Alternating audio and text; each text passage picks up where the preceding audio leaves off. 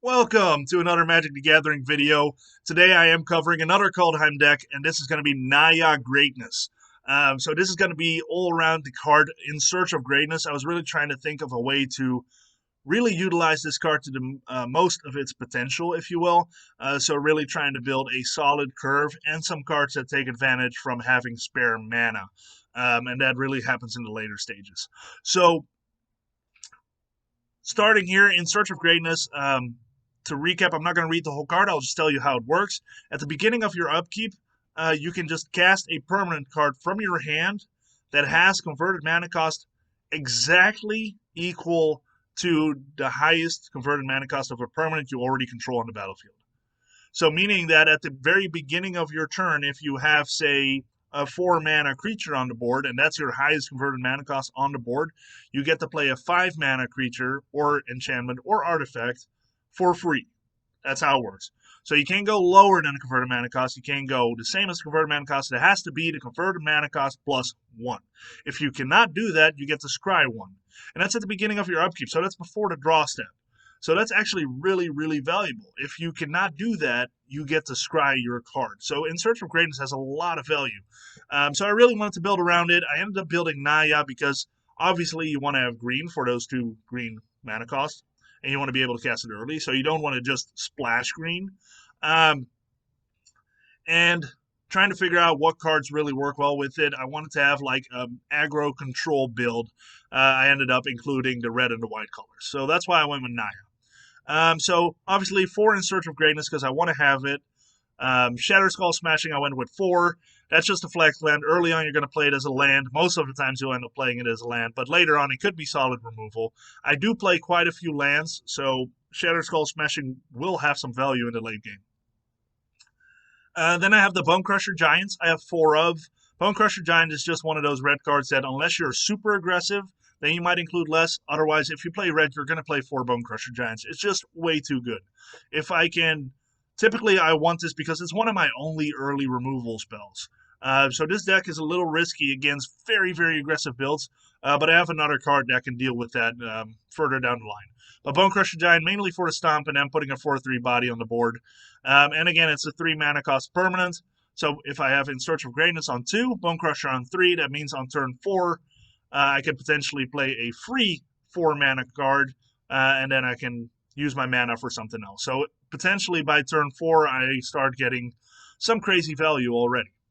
Now, if you want to take better advantage of In Search of Greatness, you could start with some 1 or 2 mana permanents and start building it from there. But I went the greedy route because I feel like you kind of have to with this. After Bonecrusher Giant, I have 1 of the Esika God of the Tree. Esika God of the Tree is very interesting. The other side is probably not going to be cast unless it's very late in the game for me. Otherwise, the 5 mana is 5 different mana cost is pretty much impossible for me. But being able to tap for any color can really be beneficial because the green and the white mana are a little harder to get for me sometimes. Which that's not necessarily the green, but still fixing mana helps. And potentially, I have some legendary creatures in here, so being able to I probably wouldn't ramp with them, but being able to give vigilance to those creatures can be pretty huge. I started with more of these. I might add more as I play with it, because sometimes it just takes me playing with the card to realize how valuable they are. It might also just get cut. Who knows? 2 of the Showdown of the Skalds. To me, this is like unreal good. Showdown of the Skalds. The stage 1 being able to exile the top 4 cards of your library and being able to play those until your end of your next turn. That's pretty significant. Now, this does not synergize with In Search of Greatness, so they go into exile. You can't necessarily play them from exile. It has to be from your hand. So from that standpoint, it doesn't synergize. But if you have something in your hand you can play, then you can play something from Showdown of the Skalds with the mana you have available. So from that standpoint, it does. Plus, it's a 4 mana permanent. And whenever you cast this spell this turn, so on stage 2 and 3, you get to put a +1/+1 counter on a creature. I don't really care about the +1/+1 counters. It's mainly just for that step 1. If you really want to abuse this card, you're probably going to want to include a Yasharn, but in this build, that didn't make sense to me. I got 4 of the Tectonic Giants. Again, that gives me 8 Giants in the deck. If I play against some giant tribes, I'm going to be pretty solid against their removal. So from that standpoint, I wanted to have it. Also, it's just a lot of value. Unless it gets swept by a sweeper or an extinction event, targeted removal or being able to attack with it, I'm going to get some pretty sweet value out of those abilities that it has. So from that standpoint, I wanted it in there. At this point, I'm still building my board state. My 4 mana is not meant to be my this is what I use to beat you, opponent. My 4 mana stuff is still building up to what I really want to smack my opponent with. So the Tectonic Giant is a great tool for that, as it lets me reach into my deck further. But also, if I just need to be aggressive later in the game, just pinging for extra 3 damage is also not bad. 1 Yasharn, just for some additional mana fixing. But mainly, it's just a nice 4/4 to have. I like this as a 1-of in anything that runs green and white. A 4 mana 4/4. It's a legendary, so it does synergize well with Esika, so I could make it a mana ramper. But also for that ability that it has, it shuts down some of the sacrifice stuff or paying life stuff that I do think we're going to start seeing more with Rakdos and the Orzhov Angels. Those two are probably going to want to pay some life for things, and they're probably going to want to sacrifice some stuff. So here I've got 4 Doomskars. Like I said, I don't have a lot of early removal. I don't have a lot of early interaction because this is a greedy deck. So I wanted to make sure that I have all 4 of these. Why go Doomskar? Why not Storm's Wrath? Why not Shatter the Sky? Very simple in my opinion, because this could potentially sweep on turn 3. That's why I wanted this. Also, if I draw extras, I can just foretell them to the side, not worry about them until I need them. Because, again, my deck can be swept, my board state can be swept too. I can also run into an Ugin, whatever that may be, and then I might fall behind again. So having 4 of these does not make me feel bad at all. Is it aggressive from a control standpoint in a creature-heavy deck? Maybe, but again, for the reasons I stated before, I think 4 makes a lot of sense. I will not cut one of these for quite some time, I don't think. 4 Goldspan Dragons, this makes me very happy.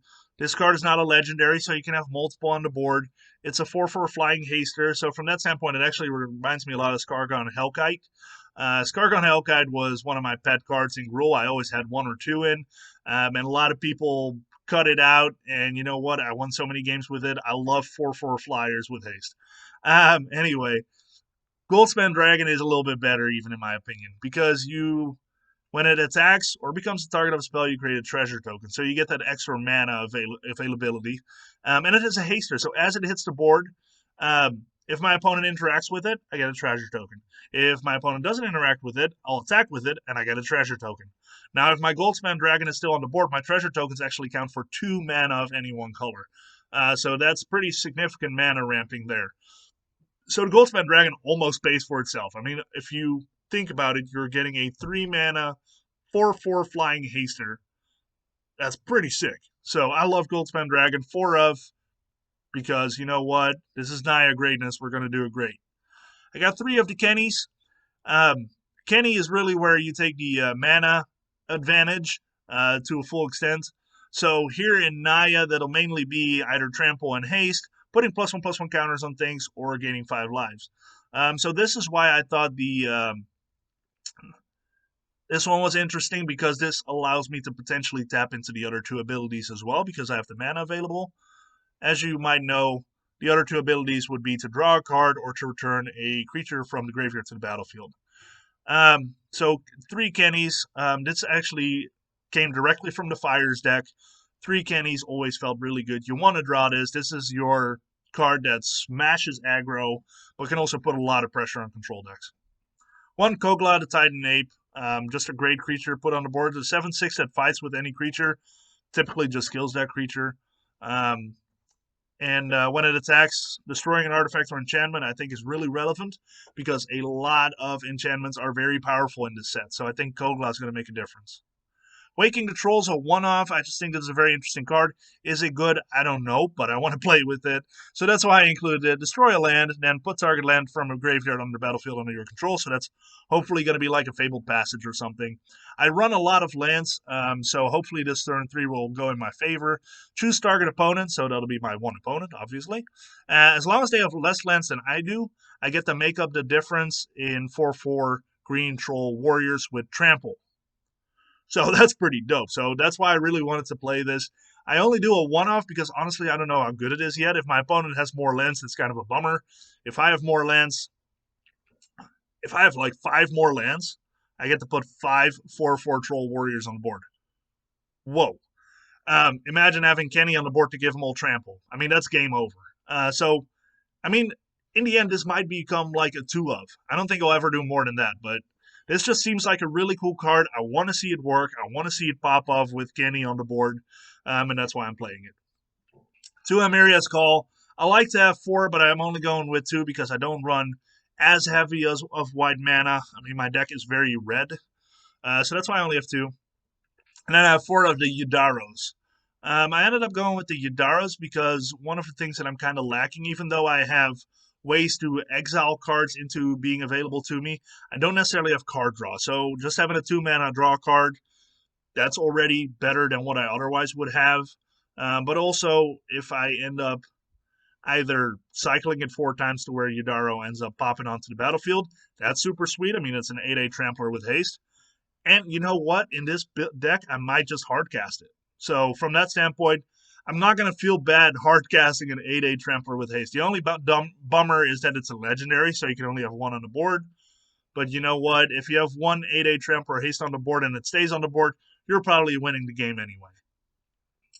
From a land standpoint, I've got the pathways, so I went with 4 pathways of each of the color combinations, simply because I want to make sure that I'm hitting the lands that I need.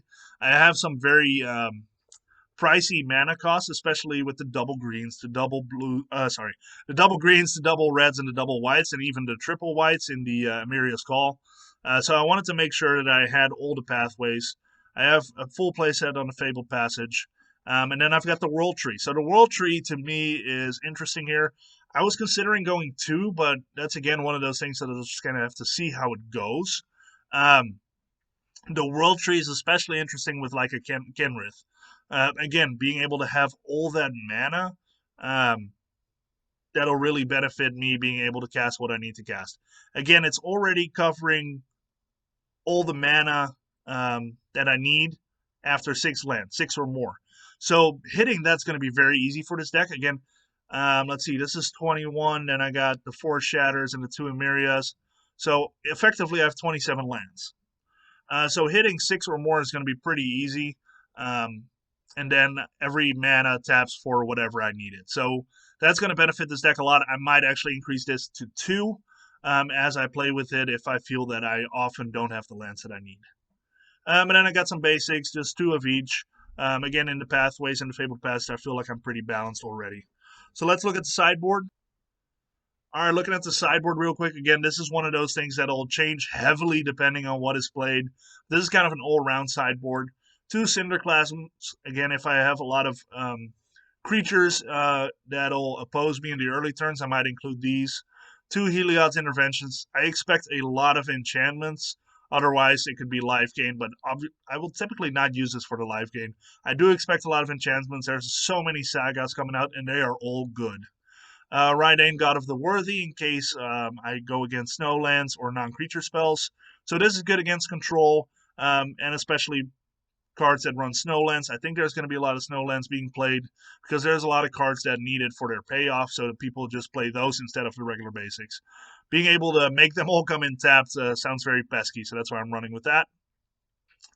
3 Questing Beasts, in case I go against the Planeswalker heavy deck. Questing Beast really shines there. The Akroan War is against some of the bigger creature decks, being able to steal their biggest threat. 3 Elspeth Conquers Death. That's more against the control matchup or, again, against the bigger creature matchups.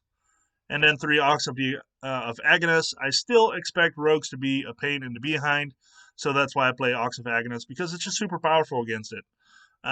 So that's really all it is for the Naya Greatness. I hope you enjoyed this video. Please let me know what you think. Again, it's a bit of a greedy deck, but I do think it's going to be, if it survives the early turns, as long as I get that Doomskar, I think you want to mulligan pretty aggressively with this. But if you can do that, this deck can actually be pretty painful to deal with. It can run over the opponent real quick. So I'm excited to try it. In Search of Greatness, Naya Greatness. Let me know what you think. Don't forget to like, subscribe, and keep a lookout on the channel because I'll be posting a few more deck videos before Kaldheim drops. All right, thank you so much.